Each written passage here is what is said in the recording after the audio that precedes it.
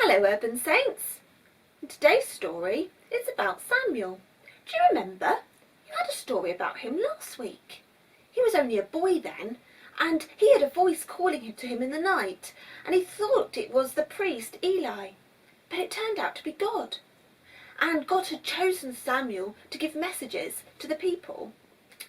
Well, in today's story, Samuel is a lot older, but he has a very important job to do. Let's find out about it in the story called Samuel the Kingmaker. With God's help, Samuel led God's people. But when Samuel grew old, the people asked him for something that made him sad. "Everybody else has a king," they said. "So why can't we have a king too?" Samuel told God about this, and God helped him to feel better. It's not you they don't want, it's me. I'm their true king, but sometimes they just can't see it. So tell the people they can have a king if they want, but tell them the truth.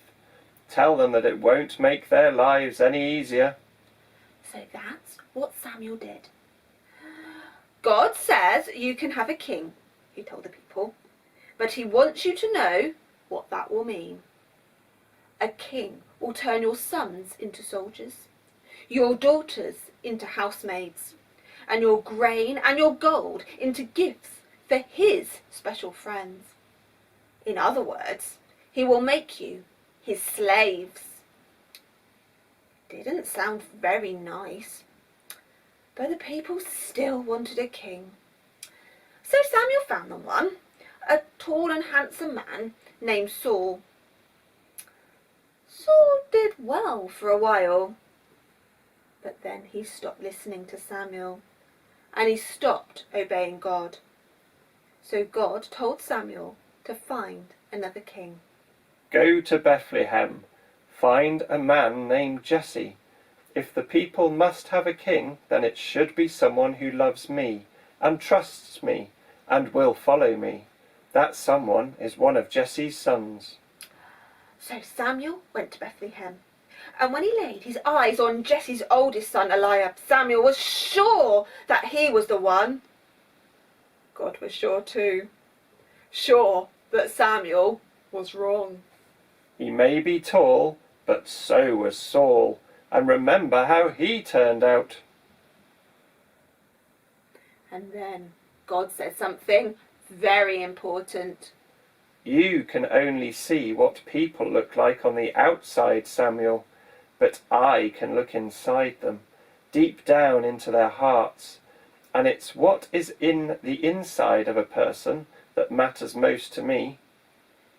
So Samuel moved on to Jesse's other sons, while God looked into their hearts.